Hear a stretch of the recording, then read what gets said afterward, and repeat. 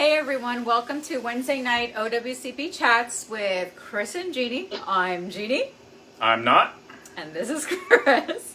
Tonight, I know a lot of you shared this post because we have the one and only Eric Blowers on, as you guys could see, and his assistant, who is... Not assistant, his partner. His partner, who is located in Seattle, correct? Yeah, Seattle. Christina.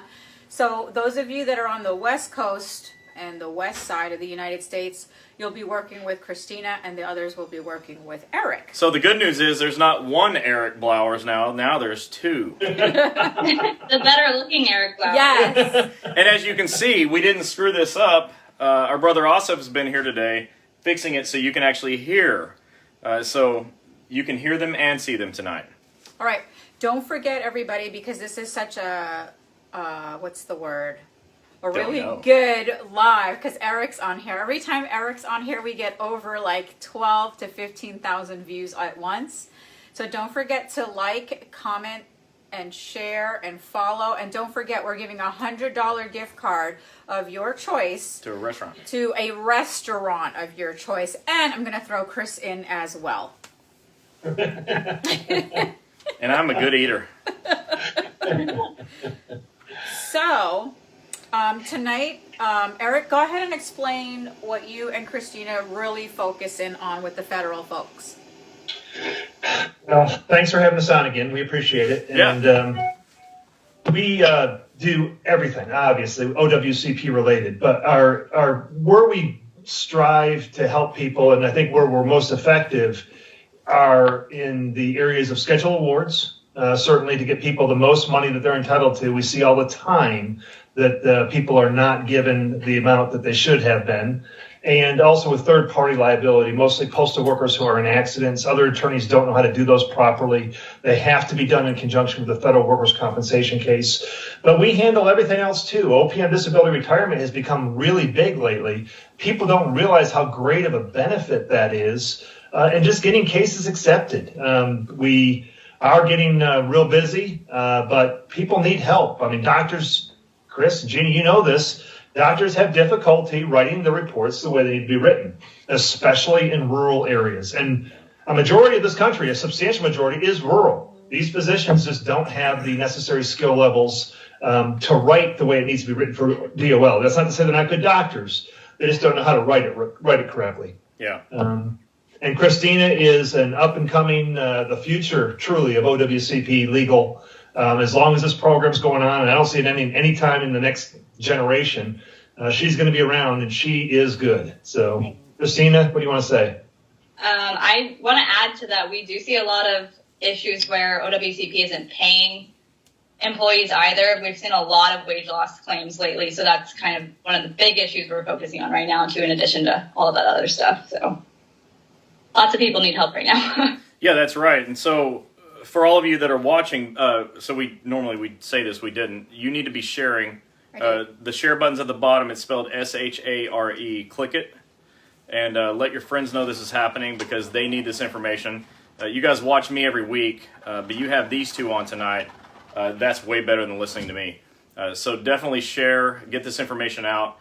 But I think what you need to get out of this is, we're here finding doctors to fill the rural areas and every place else in 50 states, so that you don't have the problems you're having.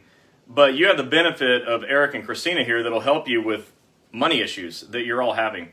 If you have a work injury, you have a money issue. And so they can help you with that in one way or the other. And so all of us together are here as a team to make sure you stop having the problems that you're having. And so that OWCP is not such a nightmare. Eric, I don't know if you've heard me say it, but the most pain of an injury is not the injury. Right? I mean, the most pain is the system sort of caving in on you. So you're right to be here. Let your friends know that you're here, and they need to be here too. Yeah. Okay, so what we're going to start off by talking, because everybody wants to know, also in Chris's second book, Eric helped and assisted Chris in the chapter for Schedule Award. And I'm going to have them... Shameless plug. So if you guys, when you're on here... try not to ask, how much I'm going to get for your thumb or your arm. Chris put the calculations in the book, so you can go in the book and calculate it yourself. But we'll have Eric explain. So hold your questions till the very end, because he's going to say everything you guys want to hear. So, with that said, what topic do we start with? The schedule award. Schedule awards? Let me mention one thing about schedule awards that people don't understand or appreciate. When schedule awards are paid, they're paid upon a calculation from date of injury. So if you have had a injury in 2005, I saw this today, where a person had a substantial knee issue in 2005, and they never got a schedule award. So now we're 16 years later and they're trying to get their schedule award. The pay rate at which the schedule award is going to be paid is the rate of pay they had in 2005, unless there's been a recurrence.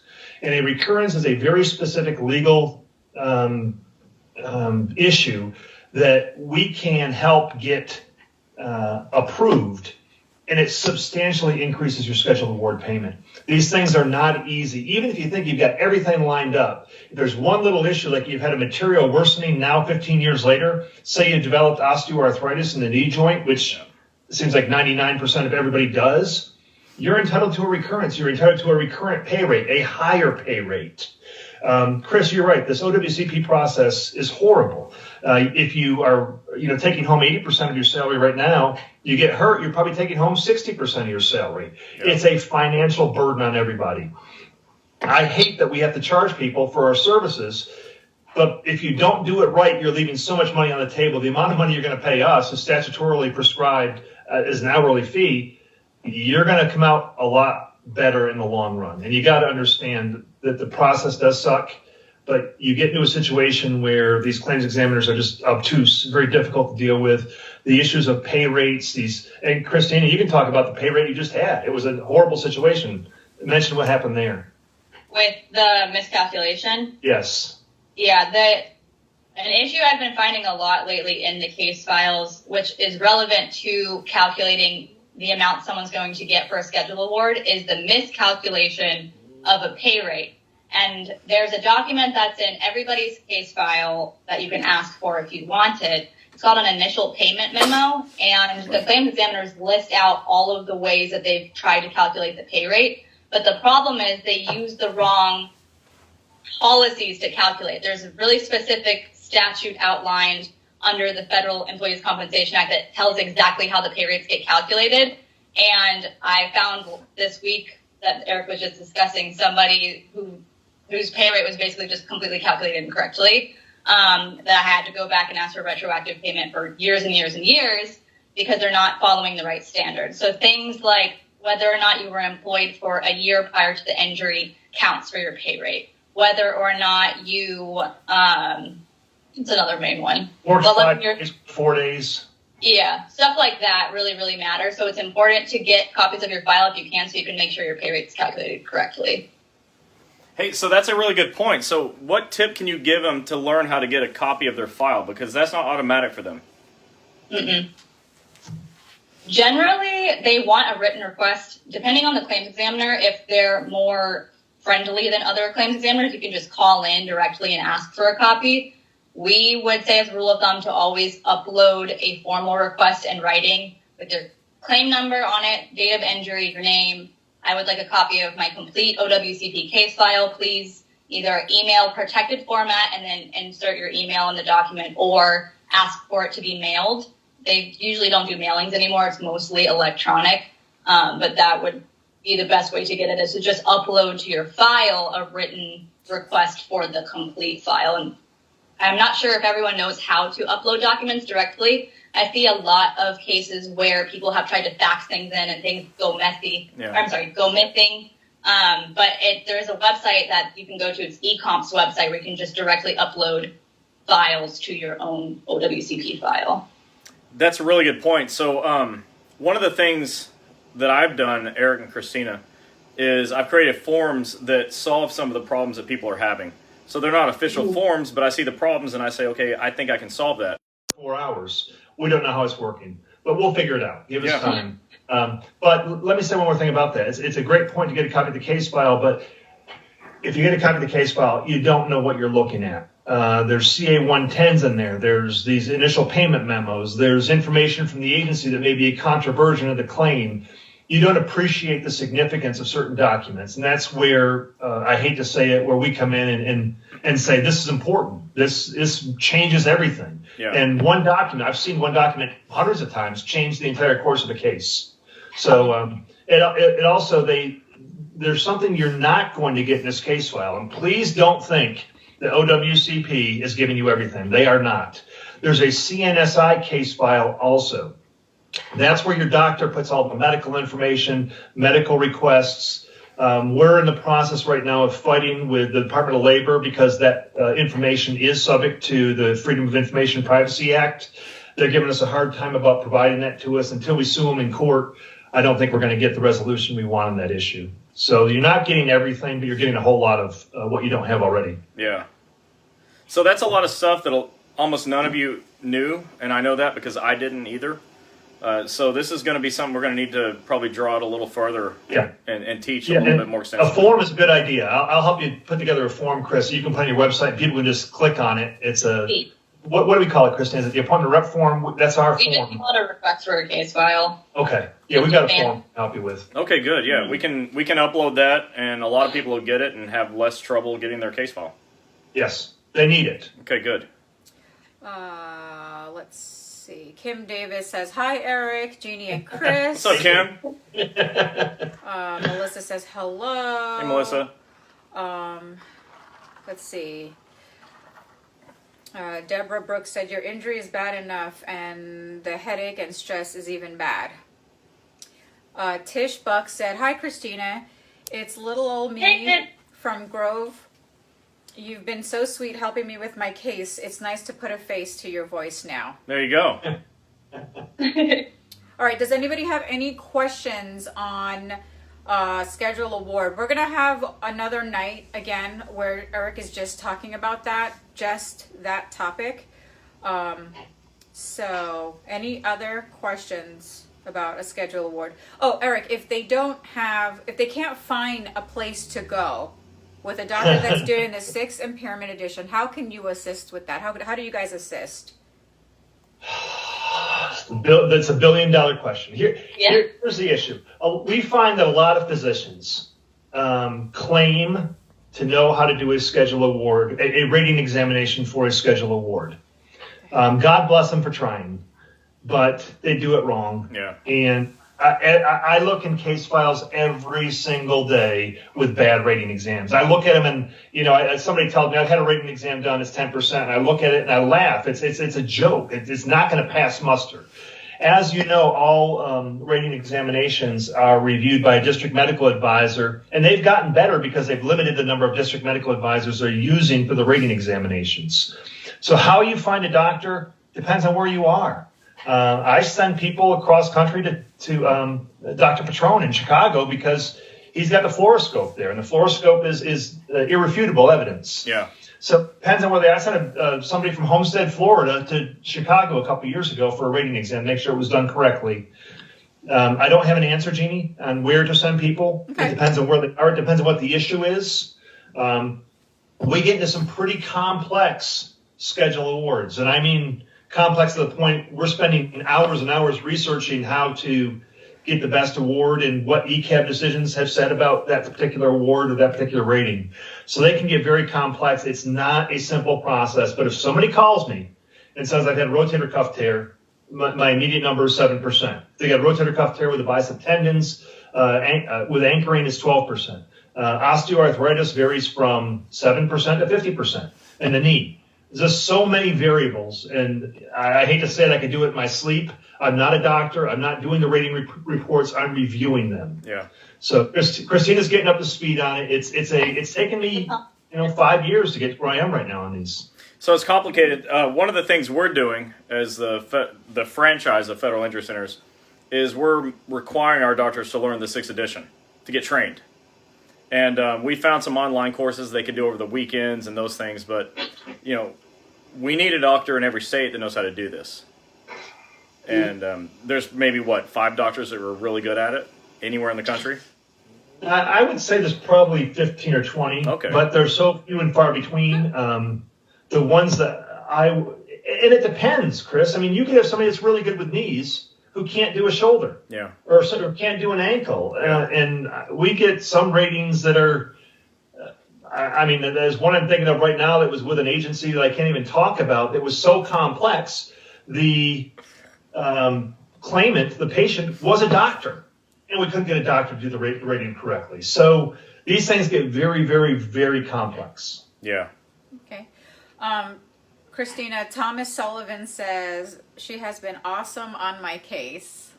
Yay! Ron Jackson. All my new. Ron Jackson wants to know, if they brought a van to me to get to my doctor's appointment and PT, does the price of the van come out of my schedule award? It shouldn't. Well, wait. That's a great question. But it shouldn't. Third party. Is it a third-party case he's asking, Ron? So we'll have to wait for the answer. That could have an impact because it could be deemed a cost in the case. We had one recently, Christine, I can't remember if it was yours or mine, where we found, it was actually mine. It was from 2005, 2006, where it was a third-party case. There was no liability insurance available for the at-fault party. There was uninsured, underinsured motorist coverage, which you don't have to pay back to the government, and the attorneys paid it back to the government. This claimant was entitled to this cash, and the attorney did not know how to deal with OWCP or Department of Labor, paid the Department of Labor money they were not entitled to. Yeah. This is absolutely unbelievable what these attorneys are doing out there. So whether or not it's going to impact a schedule award, it could, depending upon whether it was a third-party case or not. But that's also why you don't go directly to your local PI attorney, right? Because they don't know anything that you guys know. God bless them. They mean well, but you've got to do these cases together. Yeah. You can't separate an OWCP claim and a third-party claim. If you do, what's going to happen is the attorney's going to take his fee and run away and say, good luck finding somebody to help you with the OWCP claim. That's right. We deal with both cases together. We resolve them together. You pay for one attorney, not two attorneys, and we get the case done. Okay. Cindy says, can they approve and add to your case, then turn around and deny it? Christina? They can, technically, but it doesn't happen very often. The only time I've seen that happen is when there's been a third party, like a slip and fall, where there's been an issue with whether or not the person was injured in the performance of their duty, if it's in a parking lot or something like that. But I don't know, Eric, have you seen any that have been retracted not for something like that? I have. They can theoretically get a second opinion physician to come in and say that the person never had the original injury. But if they do that, they're going against a statement of accepted facts, which is an invalid medical report. So if you see that, I see all kinds of red flags going up, but I have seen them. I have seen them retract accepted conditions before. It's unusual. Christina's right. It's very unusual. Yeah, it's unusual. And the only reason they have that ability is because somewhere in the code it says the solicitor of labor, I believe it might be, or somebody high up in the Department of Labor has the authority to review all of the claims. So sometimes a claim examiner will escalate something that they think is weird, and then they're allowed to do that. But it doesn't happen that often. If anything, they'll try to terminate benefits, but I very rarely see them try to completely revoke a case that's been accepted. I've been involved in thousands of cases. I've never seen it happen once. I've seen it a few times. Okay. I have, for various reasons. We have a case right now that we're back at ECAB on where two workers with an agency were on the same bus that was involved in an accident. OWCP accepted one claim and denied the other claim in scope because of scope of employment. So one person was found to be within scope of employment. Another claim examiner found the person to be outside the scope of employment. Now, if we lose our cases back at ECAB, we may have to take it to federal court. And at that point in time, theoretically, Department of Labor could go back and say, well, we never should have accepted the first case. We're going to revoke it. So it's possible, but it's very complex. Yeah. Okay. Jennifer Schultz says, so do you get a schedule award when you quit or leave the post office? As long as you're still alive and you've got an accepted work injury, right? Like, it's got to be accepted. You had to have probably reported it. I don't know if you have to report it before you retire, but I would say so. and you need to still be alive. Eric, what would you add to that? Christina, go ahead. The only real prohibition against a schedule award is when you're receiving OWCP disability compensation benefits. Other than that, I can't think of any reason why you wouldn't be able to get one anytime else. You can get one when you are on OPM disability retirement. You can get one when you're back to work with your federal agency, and you can get one if you leave the federal agency and work for a private sector. So long as your condition that was attributed to your federal service is still accepted and you have an impairment, you can file for the schedule award. It just can't conflict with OWCP compensation benefits. There's an issue out there right now that's been going around on whether or not, as an example, somebody has osteoarthritis in their knee and they get their claim accepted for a hip contusion. Theoretically, when you rate a body member, you rate the entire body member, so the osteoarthritis in the knee should be rated along with the hip. But if the accepted claim does not result in a rateable condition for that body part, then they can't do the entire body limb. So if it was a contusion of the knee and they have osteoarthritis in the knee that's worth a 50% impairment, they're not going to get a rating.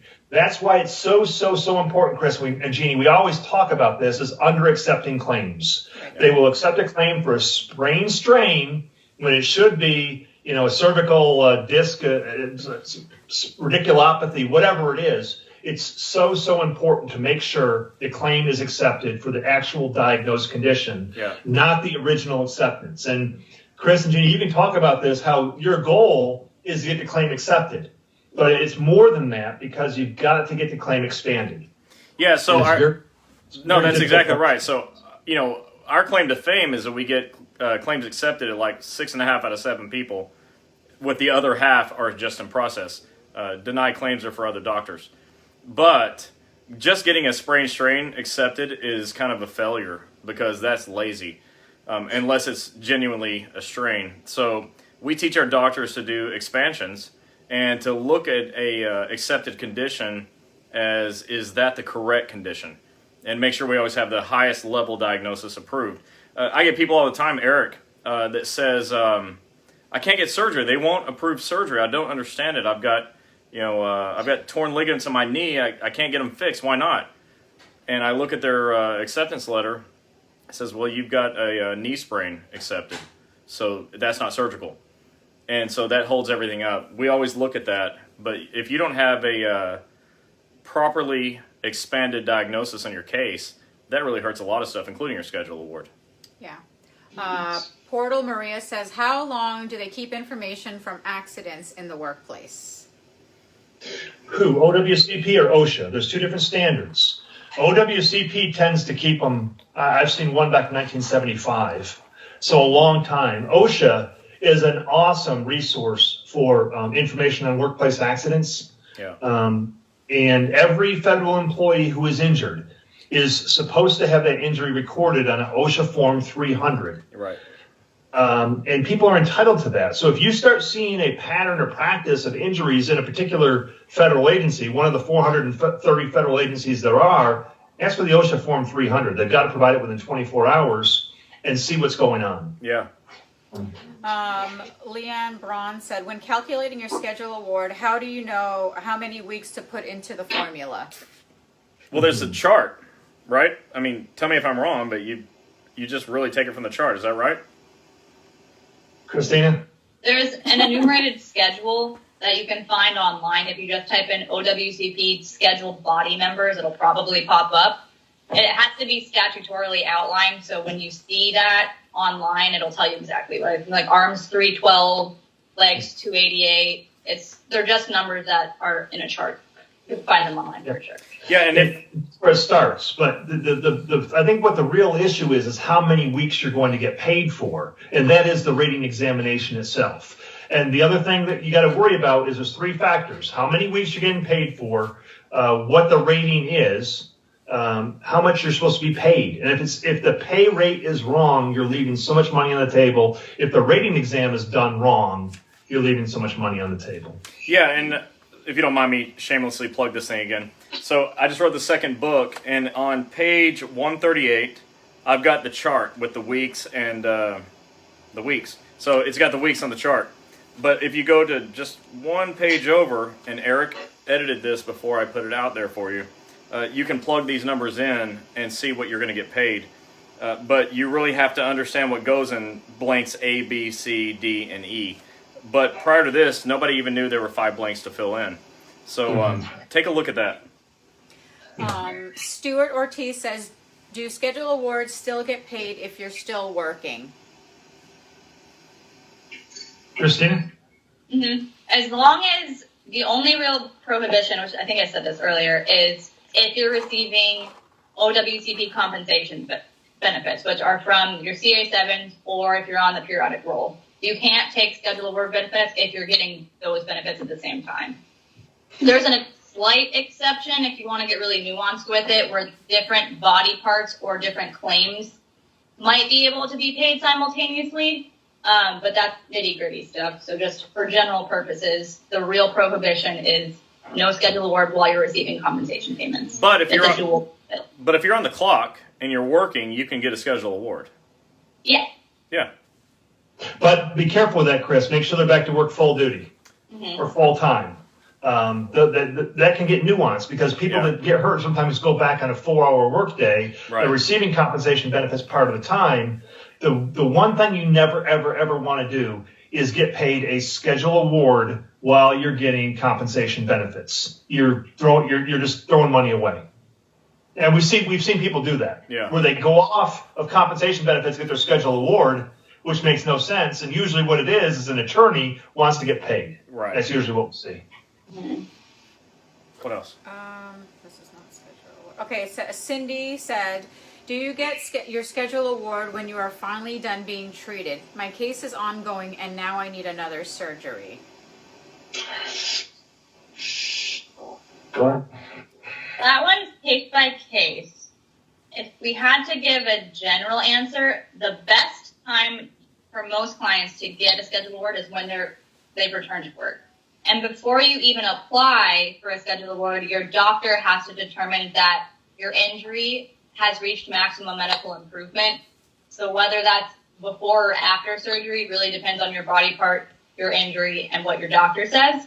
But generally, the schedule awards happen and MMI happens when the doctor is ready to send somebody back to work on either permanent restrictions or full-time duty. And let me say, there's one thing about this practice area. There's an exception to every exception to every exception. And I'm going to just add a couple exceptions to what Christina said. OWCP can never make you get surgery. They may try to influence you to get surgery, but if you're someone who's not comfortable with a surgical procedure, you don't have to get it, and you could already be at maximum medical improvement when they're trying to say you're not. We see that a lot of times with schedule awards for knees. They say, hey, you can get a knee replacement. Your schedule award will go from 50% to 25%. Well, I would never really like math too much, but I don't want to cut the amount of money I'm going to get from the government in half by cutting the schedule award rating in half. So it may be more beneficial to get the schedule award before you get the surgery. That's a difficult question, and every time when a client calls me, I'm always trying to get information from them to try to figure out what I think is the best option for them. Today it was a discussion with a lady about whether retirement was the best option for her, not even OWCP related. Yeah. But having been a federal employee, understanding the FERS process, understanding the CSRS process, there's not many people out there still in CSRS, but there's a few. The interplay between these benefits can be extremely confusing for us, and we do it every day.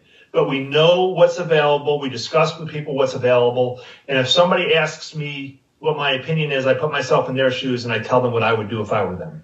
And that's kind of how we have to consider these cases, because people don't know what benefits are available to them out there. Yeah. Anna, I know there's a few of you guys, I've skipped your questions, and I'm going to go back to them because we have 2 more topics we want Eric to talk about. But this one says, can you get a schedule award after disability retirement? Why would you wait until after disability retirement? It's not. I hate to do this in a negative term, and this always upset me when I was growing up, but it's not a prohibition against dual benefits to get a schedule award at the same time you're receiving OPM disability retirement. So in other words, you can get a schedule award while you're getting OPM disability retirement, double dipping. So don't wait. Double dip. Don't wait. Don't wait. So while we're on OPM disability, go ahead and tell, some people don't know what it means, what it stands for, and what the whole process is all about. It's time for Christina to go with this one. OPM disability retirement is a type of FERS retirement for clients that are on, or federal employees who are disabled. The disability does not have to have come from the workplace or a work injury or an accident itself.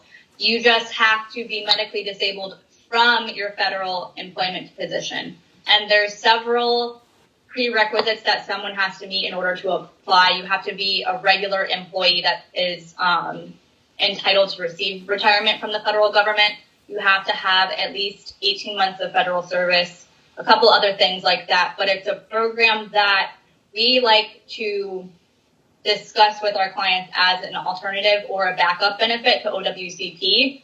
Generally, OWCP benefits pay more. However, as a lot of you know, there's issues with compensation, and sometimes you're terminated from the periodic role and things happen. And having OPM disability retirement approved acts as a backup for you to elect to take those benefits if something happens with your OWCP benefits. And it's a good program because the time that you're on OPM disability retirement counts towards your regular retirement and then automatically converts for you at 62.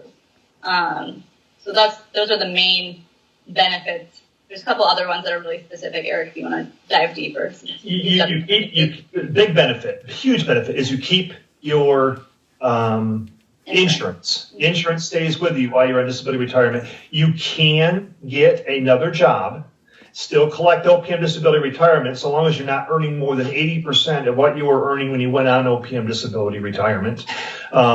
It's a phenomenal benefit.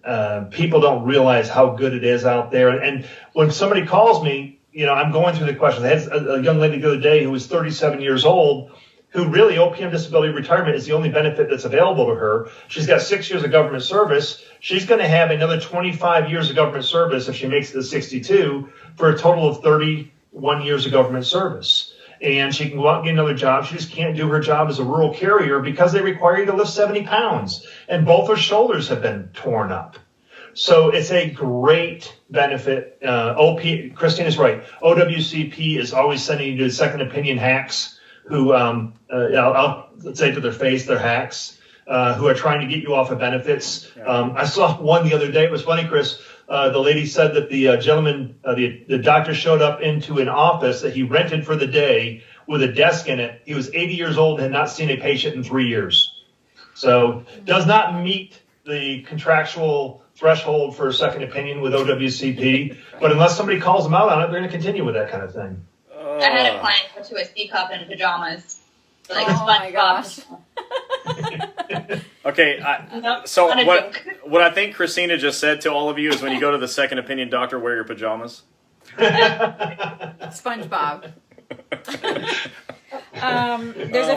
There's a few people asking this question. Will a schedule award change what you get for Social Security? Schedule award, no. Potentially compensation benefits are impacted by Social Security benefits. That's a very delicate area. Great question.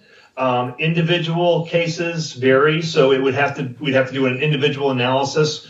But the thing you do not want to have happen, and we see it all the time, is overpayments. You get hit with an overpayment, they're brutal. They will start taking $600 out of your compensation checks when it's brutal. Great question. Social Security disability, if it's approved, can impact your OWCP compensation. And it has to do with how much time in government service you have. Because they're taking your SSDI that you've been paying based on what job you've had, and they deduct out what SSDI was paid by the federal government. So if you have a lot of time in the private sector, you're going to get more Social Security disability than if you have less time in the government sector. All right, Darla says, I was accepted for disability retirement. I have a schedule award for both my shoulders and carpal carpal tunnel and both hands. They are both in the process. After I receive them, will I go back on OWCP pay? Well, it's an election. And that's how Christina described it. It's a choice you can make. But in order to go back on OWCP compensation, you're certainly eligible to do that if you have a disability as defined by the law. So it's possible, yes. It's beneficial, more beneficial to go back on OWCP. With rotator cuff and carpal tunnel, I suspect she's looking at 8% per arm.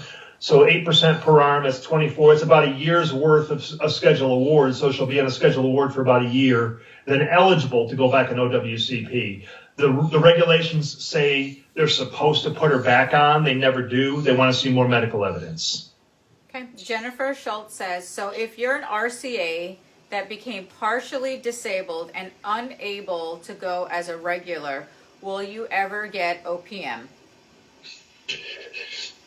We hate this, and it's a great issue.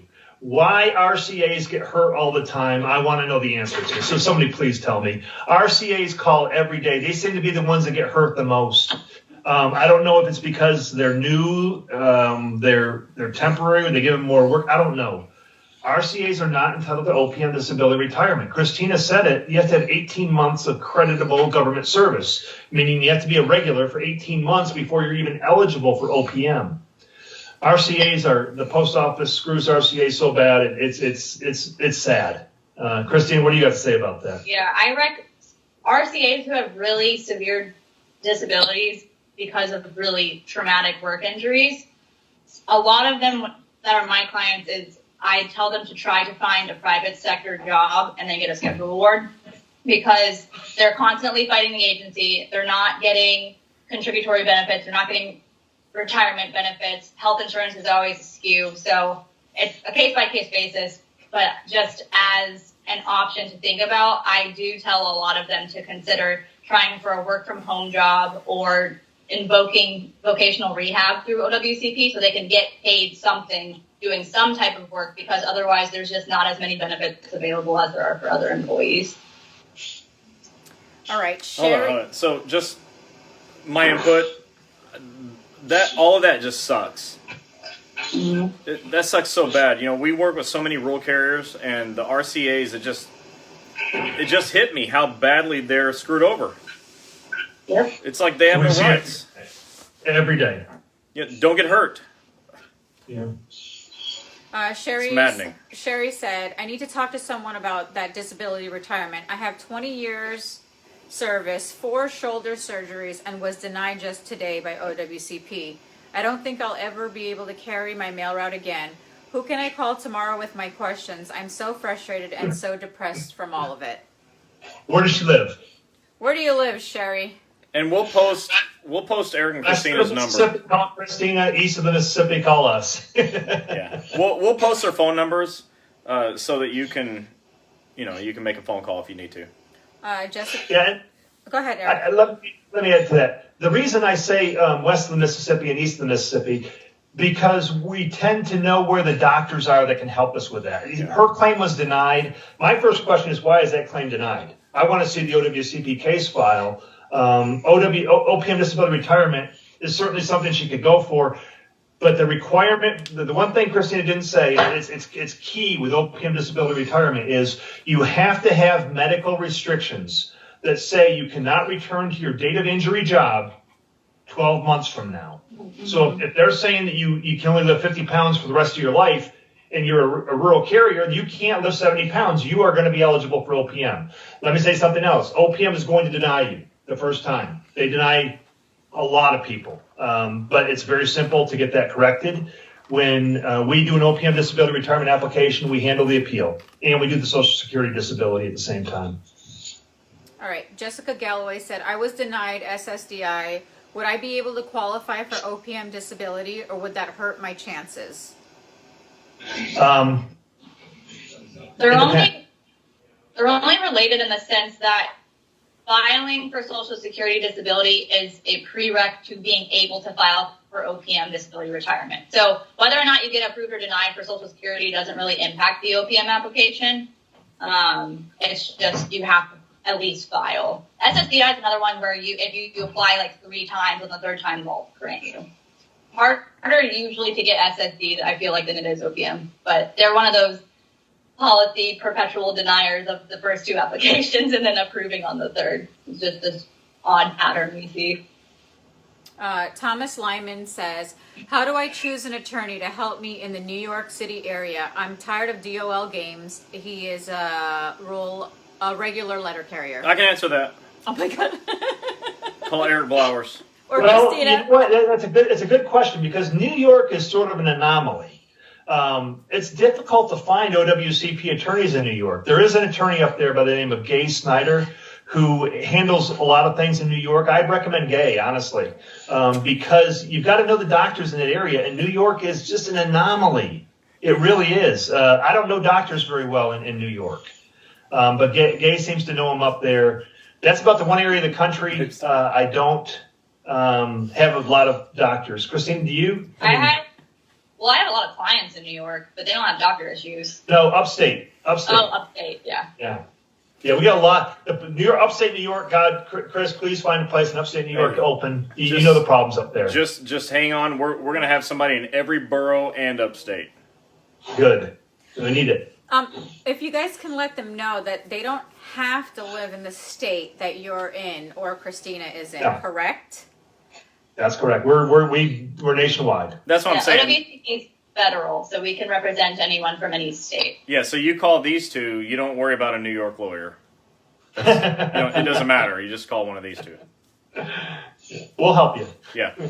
Jeremy said, I received a 2% rating for my left knee. They took an inch off my meniscus, and I'm on a walking route.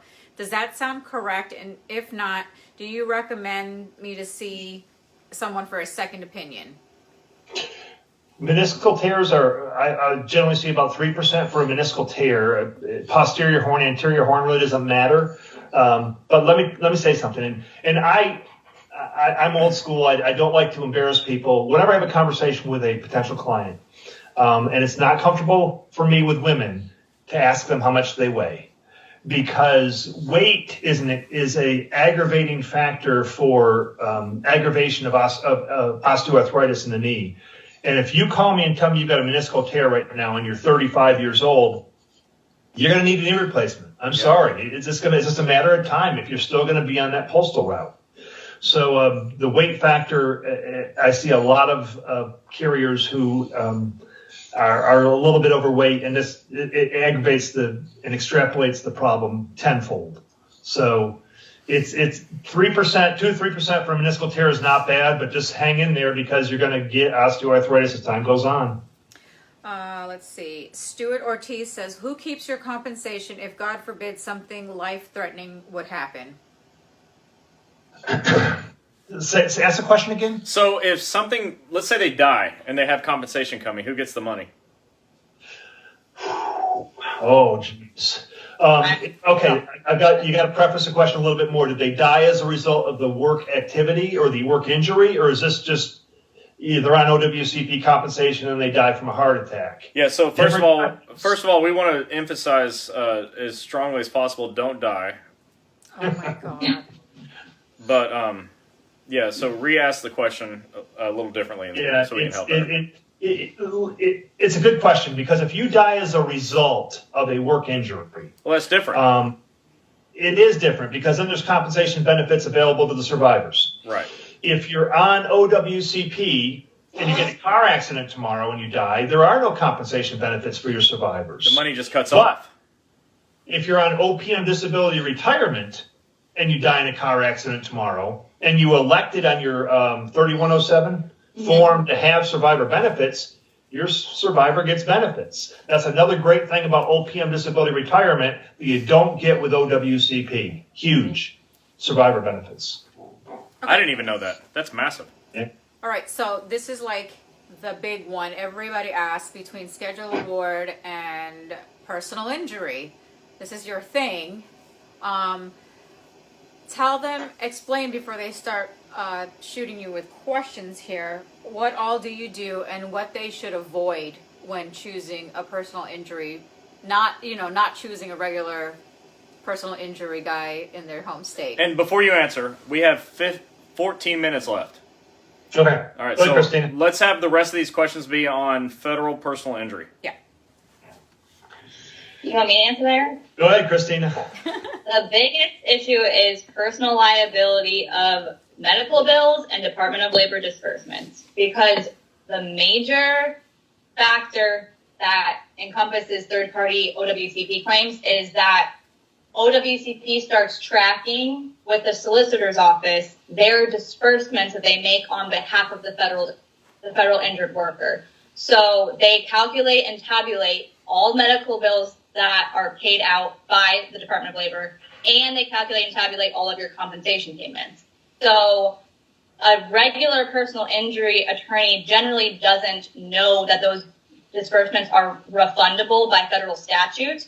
And once a settlement is dispersed to a federal employee, once that stage is reached, the disbursements that OWCP has paid have to be paid back, or else they're personally liable for them. And it has to run through this form that it is in accordance with the federal statutes, and the claimants are limited to a certain recovery amount.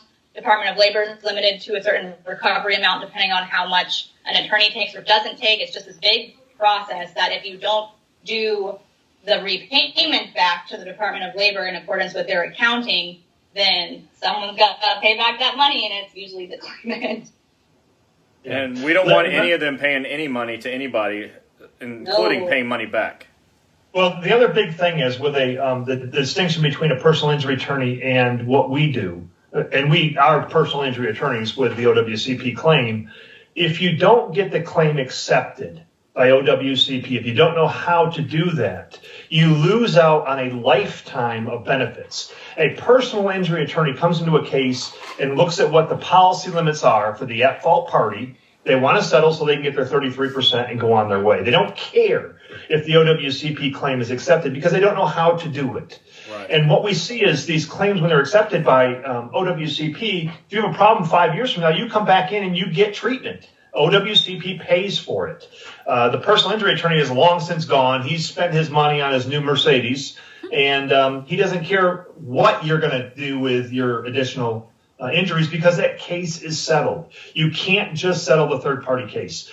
The other thing that they don't know is these personal injury attorneys have no idea what the potential benefit is, how to make it most beneficial for the injured employee. If we divert certain treatment into the OWCP claim as opposed to a personal injury claim, more money can go to the injured employee. You're only entitled to 20% statutorily of a settlement on a third-party case. If you do it right, you can get a whole lot more for the injured employee, explain to them how they can put more money in their pocket, and deal with issues going forward. These third-party attorneys have no idea how to do it. We get calls all the time from injured federal employees who had a third-party case. They've settled the third-party case, and now they want help with the OWCP claim. And my response is, we can't help you. Too late. You should have come to us from the beginning. We can't come in now because now I'm going to have to charge you a retainer to help you when it's not fair to you. You really need to come to us from the beginning. And we're seeing more and more people figuring that out. But it's difficult. It's a process. That's the one area that we need to get a little bit more outreach in. So you know what, Eric and Christina, in my first book, I talk a lot about third-party claims, and I tell everyone, don't call your PI attorney. You know, here in Florida, every intersection has 4 billboards from 4 different PI attorneys. Yeah. And so you get hurt, and it's easy, like, oh, well, I just look up wherever I'm at and call a number. But wherever you are, if you do that, you're hurting yourself. Because I don't even know a PI lawyer that just does PI that understands OWCP. I've never met one. There's one in Florida. Just one. Well, I'm not promoting that person. He's a good guy. He's a real good guy. Well, that's between... We can't do it all, Chris. We can't. That's between you and him. But for me, my main goal is that all of you get the help you need and that you stop having the pain from the process. And so you need to call an OWCP lawyer and let your Eric Blowers and Christina lawyer, they're your lawyers, let them decide what PI lawyer you need, if any. That way you don't have these problems anymore. We want to get rid of the problems. You guys have enough, and this isn't another one you need. And I don't want anybody to believe for 1 second we have all the answers, because if I got a call tomorrow from somebody in New Mexico, I'm going to associate with a New Mexico attorney because I don't know New Mexico law. We don't have all the answers, but we can work hand in hand with the people that do. Right. And that's is getting the people the help they need. You're right, Chris. Yeah. Yeah, and sometimes we do need to do that additional outreach because we mostly do federal employment law. There are third-party personal injury elements to a lot of the OWCP cases. But if, for example, a lawsuit needs to be filed in a state where we're not licensed and we need to go to the courts, we do associate with other personal injury attorneys who specifically do that, but only when the case, if it gets to that point. Otherwise, it's under the umbrella of federal workers' compensation and it needs to be handled as such or it won't get handled correctly. So we're going to answer like 3 more questions. Yeah. And then we'll have Eric and Christina go, and then Chris and I will finish up the last couple minutes. Sherry says, I don't know who this guy is, but I need him to be my lawyer. I'm so over this OWCP crap. Don't worry, Sherry. We know this guy, so he comes highly recommended from me. Okay, so those of you that are asking, how can you reach an OWCP lawyer? As soon as we're done, I will go call these two. As soon as we're done, we'll go ahead and I'll post the phone number on another post, and you guys can call and harass Christina and Eric all day instead of me and Chris. And I do want to say this, and I've been wanting to say this, and either one of you, Eric, Christina, you can respond to this, but I send a lot of people your way. And a lot of people come back to me and say, Eric said he didn't need to represent me. I don't have to spend the money. Yeah. So I think we're all in business to survive and put food on the table. But you tend to tell people what to do not to have to pay for you. Can you explain that a little bit? My goal, again, I was a federal employee. I understand the mentality. I understand the system. If I can tell somebody in a 10-minute conversation what they should do to help themselves, I'm going to do it. I can't take all the cases. Christina can't take all the cases. I empathize and I sympathize with people in situations. And some situations are just a matter of asking for the right thing or asking your doctor to write something the right way. We are going to tell you how to do it if we can. And nothing makes me happier than an intake call with someone who I can tell how to handle a case themselves. They don't need to waste money on me. If I tell them they need my help or Christina's help, they need our help. We don't need more cases. We don't. But I know when somebody needs help, and I know when they're outside the ability to help themselves. Christina, wouldn't you say the same thing? Mm-hmm. We also try to do, if we can't just give advice and we don't think it's worth it for us to try to charge our services, we'll do limited file reviews as well, where we won't fully represent you. We'll just pay a really small flat fee, have us review like the 1,000-page file, and then give you advice based on what we've been able to see, which helps a lot of people too who are in more financial stresses. Yeah. Eric, from what I'm seeing here, you and Christine are going to get a lot of calls tomorrow. and I'm slammed tomorrow already, so call Christina. So, everybody take it easy. You may have to leave messages. Don't be upset. You'll get calls back. But look, the two of you, I really can't stress this enough to all the federal employees out there that, while I'm never going to have another set of lawyers on here because we really believe in them, one of the reasons that is because they're willing to not take your money. And in federal injury centers, we never take your money, but there's a mechanism for us to get paid. It's Department of Labor. For the lawyers, there's no mechanism for them to get paid. They're required to take your money, but these lawyers try not to. And so that's a beautiful thing. You can trust them, and I think you should, when in doubt, give them a call and at least have a 10-minute phone call. Yeah. I know, Eric, I had messaged you this week asking you because there's people asking about dog bites, and I know you don't really want to do that, but can you just touch on that real quick before you guys head out? Dog bites are tough. Yeah, there's third-party liability, and I've had some severe dog bites, horrible, where people needed help. Yeah. A quick bite in the leg or butt or wherever. It's a bad thing, but trying to pursue third-party liability is a very difficult process. People get hurt worse I think, in other ways where our efforts are better spent. And dog bites, unless it's, and I've seen some bad ones, trust me. Well, Christine, Gini, you can talk about the one person who was bit in the face. Horrible dog bite. There are cases that we will take. Yeah. But just a quick dog bite, I know it's frustrating. You want to kill the person whose dog got you. It's just a difficult process, and it's not worth third-party liability unless there's substantial injuries. Right, and then you did mention last time we had you on about if when they hire a federal attorney and they go through you guys, that they would receive some sort of compensation back, correct? Instead of going with a regular personal injury attorney. Well, that's through personal injury where they get 20%. Yeah. Well, yeah. Our fees are statutorily set even on personal injury cases, and it's hilarious. But the more money, if it's done correctly, the higher the percentage of our fee, the more money the injured employee gets. It's ridiculous formula, ridiculous process. Personal injury attorneys don't understand it. They're going to take their percentage and leave less money for the injured worker. It's counterintuitive. It's illogical. It's just the way it is. Okay. So yeah, tomorrow your phones will be blowing up. Sorry about that. And we want to say thank you to Eric. I know Eric and Christina can't see the chats, but they've been sending hearts and thumbs throughout the live. So if those of you guys that love Eric and Christina, let's see the hearts.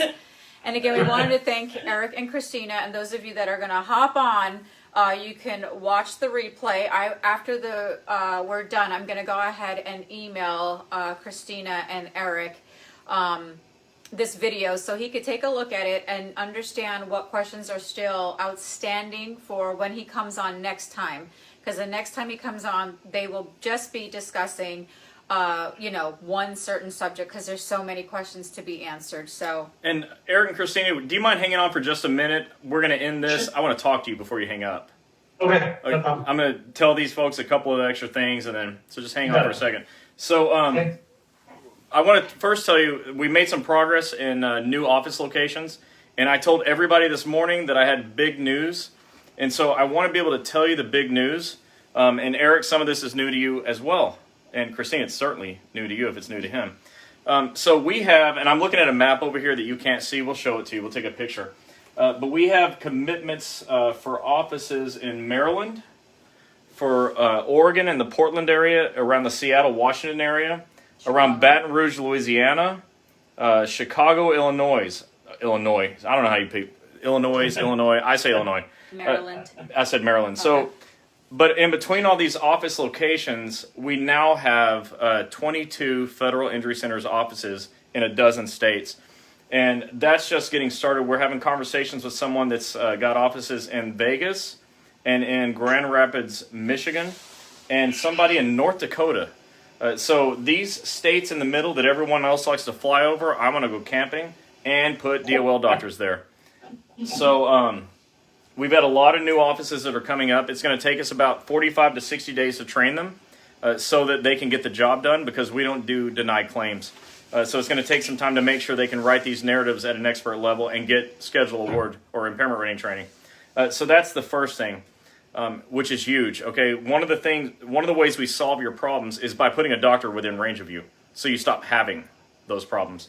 The other way we solve the problem, and I didn't really talk about this tonight. Go ahead and take a look at breakingowcp.com. Breakingowcp.com. That's the name of the book. There's two.